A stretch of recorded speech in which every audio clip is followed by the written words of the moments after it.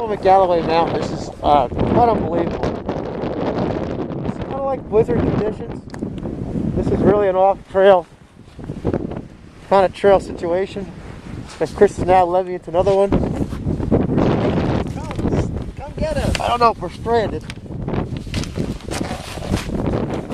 Hang on. But I'm going to show you something.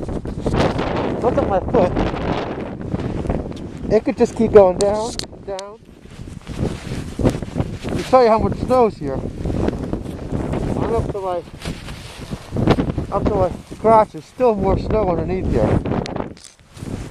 So, it's just, see how far down that snow goes. It's about 30 feet deep. 30 feet of snow. Kind of a blizzard, definitely kind of a, I don't know what it is. It's easy. It's about a 50-mile-an-hour wind. Yeah, it's middle of nowhere there. See the mountain in the background. I don't see any animals or nothing up here. There's a roaming out bear.